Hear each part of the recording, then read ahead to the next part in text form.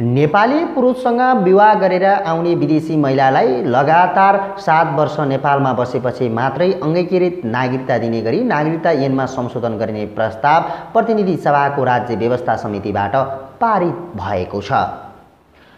समितिको बहुमतले यसलाई पारित गरेको समिति सभापति शशि श्रेष्ठले जानकारी दिएकी छन्। प्रस्तावको पक्षमा नेकपाका सांसदहरू थिए भने विपक्षमा दलका सांसदहरूले यसको असहमति जनाएका हुन्। कांग्रेस सांसद दिलेन्द्र प्रसाद बडुले अरू मुद्दामा आफ्नो सहमति रहेको तर वैवाहिक अङ्गीकृत नागरिकता विवाह गरेको 7 वर्षपछि दिने व्यवस्थामा सहमत हुन नसकेको बताएका छन्।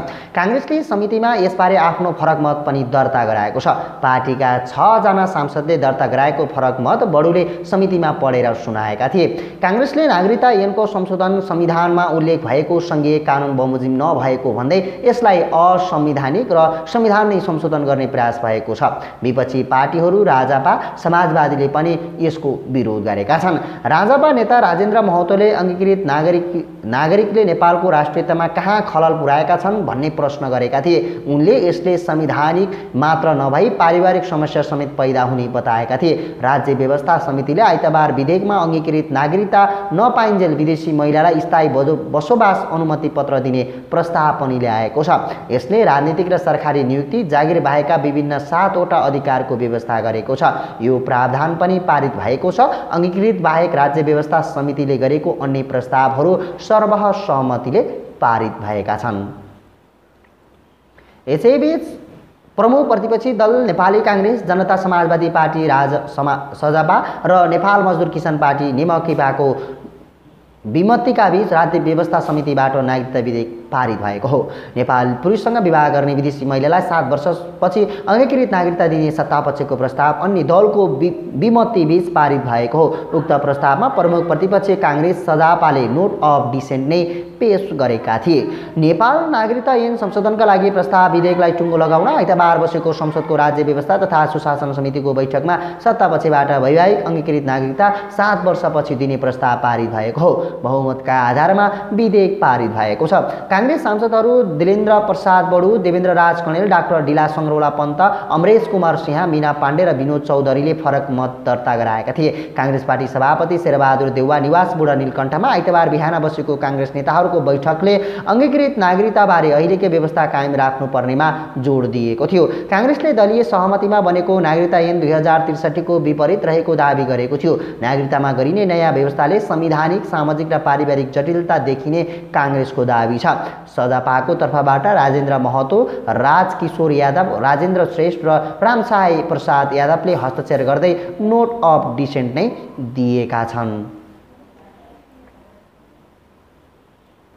भारतबाट आएर होम क्वारेन्टाइनमा बसेका झापा मेचीनगर 6 काँकडभित्रका 35 वर्षीय पुरुषमा कोरोना संक्रमण देखिएको छ। होम क्वारेन्टाइनमा बसेकालाई कोरोना संक्रमण भएको जिल्लामै पहिलो घटना हो। स्वास्थ्य मन्त्रालयको आइतबारको प्रेस ब्रिफिङमा झापा 6 जना संक्रमित थपिएका छन्, जसमा काँकडभित्रका 3 पुरुषसहित वडा नम्बर 5 का 30 वर्षीय पुरुष रहेका छन्। उनी बाल कल्याण मावि अधेरीको क्वारेन्टाइनमा बसेका थिए। उनी पनि भारतबाटै आएका हुन्। स्वास्थ्य कार्यालय झापाका फोकल पर्सन जीवन चौलागाईका अनुसार आइतबार थपिएका 2 सँगै झापाको मेचीनगरमा कोरोना संक्रमितको संख्या 5 पुगेको छ। संक्रमण दुवैलाई मोरङको गोठा गाउँ स्थित कोभिड उपचार केन्द्रमा लगिएको छ। आइतबारी झापाको कन्काईमा 1 महिला र अर्जुन धारा 2 महिला र 1 पुरुषमा संक्रमण भएको पुष्टि भएको चम्लागाईले जनाएका छन्। कन्काईको महिला भर्खरै कुवेतबाट आएकै हुन्। अन्य भारतबाट आएर क्वारेन्टाइनमा बसेका थिए। झापा कोरोना संक्रमितको संख्या 189 पुगेको छ। निजी विद्यालयहरूले शुल्क उठाउन आन्तरिक सर्कुलर गर्दै अभिभावकहरूलाई ताकेता गरेका छन्। शिक्षण संस्थामा पठन पाठन ठप्प रहे पनि प्याप्सन र एनप्याप्सनले संयुक्त अपिल जारी गर्दै शुल्क बुझाउन आग्रह गरेका हुन्। निजी विद्यालयहरू आर्थिक सङ्कटमा गुज्रेको कारण देखाउँदै गत शैक्षिक वर्षको बाँकी बकेउदा र शैक्षिक सत्र 2077 को रकम बुझाउन अभिभावकहरूलाई आग्रह गरिएको छ।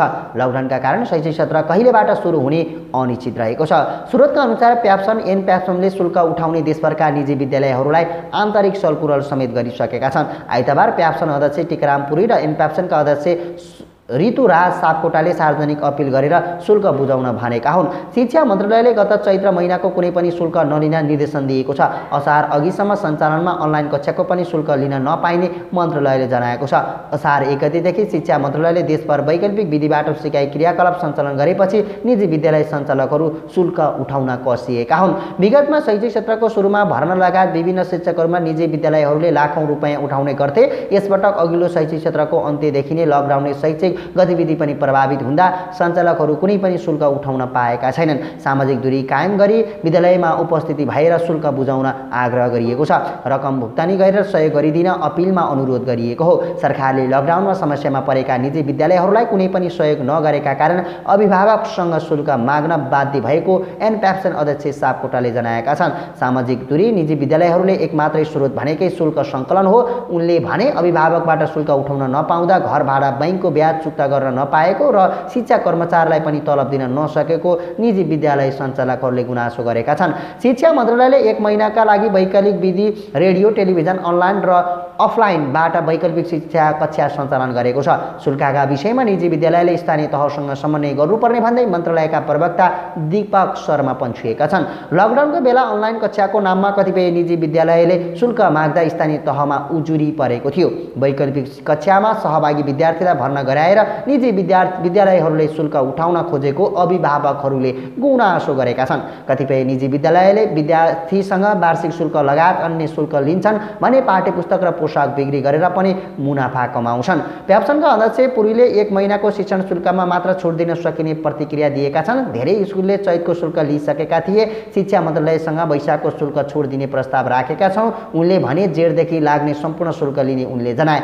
कक्षा नै सञ्चालन नगरी के को शुल्क लिन खोज्नु भएको हो भन्ने प्रश्नको जवाफमा उनले भने वैशाखदेखि नै भर्चुअल कक्षा सञ्चालन गरेका छौँ, त्यसको पनि शुल्क लाग्छ।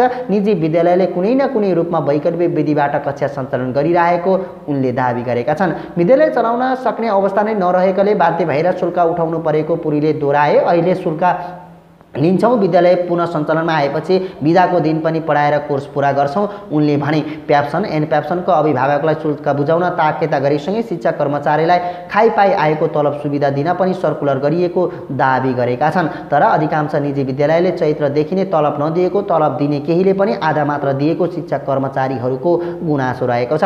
विद्यार्थी सङ्घ सङ्गठनले भने पठन पाठन नै नभएको समयमा शुल्क नबुझाउन विद्यार्थी अभिभावकलाई अपिल गरेका छन्। नेपाल विद्यार्थी सङ्घले गत 7 शिक्षण संस्था बन्द रहेको अवधिको शुल्क छुट दिन शिक्षा मन्त्री गिरिराज मणि पोखरेलको ध्यान आकर्षण गराएको थियो। अनेरा सुबीका सहसंयोजक रञ्जित तामाङले महामारीका बेला पनि निजी विद्यालय सञ्चालकहरूले अभिभावकलाई लुट्न खोजेको आरोप लगाएका छन्। शिक्षण संस्था बन्द छन्, पढाइ नै भएको छैन, के को शुल्क तिर्ने उनले भने। प्याप्सन एन प्याप्सनको मनपरीलाई सरकारले रोक्नुपर्छ। उनले शुल्क उठाउन अनेरा सुबीलाई स्वीकार्य नहुने बताएका छन्। नेविसङ्घका अध्यक्ष राजीव ढुङ्गाना स्कुल कलेज सञ्चालन नभएको अवधिको कुनै पनि शुल्क विद्यार्थी अभिभावकले नतिर्ने पनि प्रश्न पारेका छन्। शिक्षा मन्त्रीलाई शुल्कमा छुट दिन पटक पटक आग्रह गर्दै आएका छौँ उनले भनेका छन्।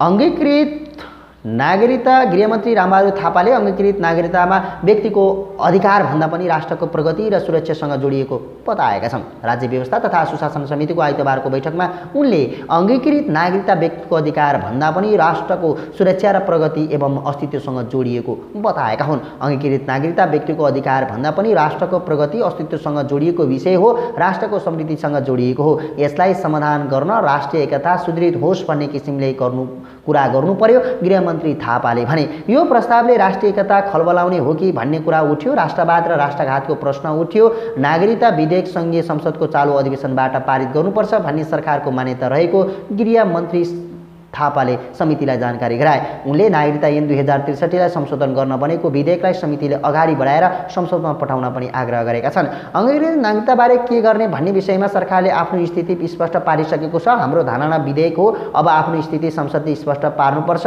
हामीले समितिलाई प्रश्न सोध्ने बेला आएको छ। मन्त्री थापाले भने यसलाई ढिला गर्नुहुन्न, यसलाई चालु अधिवेशनबाट नै पारित गर्नुपर्छ भन्ने हाम्रो धारणा हो। 2 वर्षदेखि विधेयक समितिमा रहेको स्मरण गराउँदै गृहमन्त्री थापाले सोधे, यो कहिले पारित गर्ने हो? सरकारले आफ्नो जिम्मेवारी पूरा गरेको बताउँदै गृहमन्त्रीले अङ्गीकृत नागरिकता 6 महिनामा दिनुपर्छ भन्ने धारणा सरकारको रहेको र त्यसमा संविधान संशोधन वा परिवर्तन गर्ने जिम्मेवारी संसदको रहेको बताएका छन्। नागरिकता विधेयक रूपी बल संसदको कोर्टमा पुगेको छ। परिमार्जन संशोधन गर्ने जिम्मेवारी संसदको हो। ऐन निर्माता विधि निर्माता सरकार होइन, संसदको हो।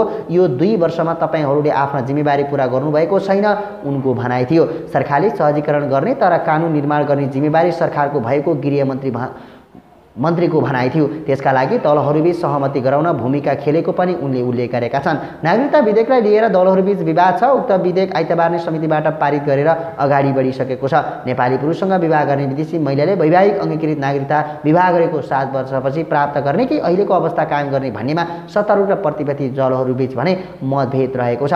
नेकपाले 7 वर्षको प्रावधान राख्नुपर्छ भन्ने छ भने प्रतिपक्ष काङ्ग्रेस, राजपा र समाजवादीले अहिलेको व्यवस्था कायम राख्नुपर्ने अडान राखेका थिए।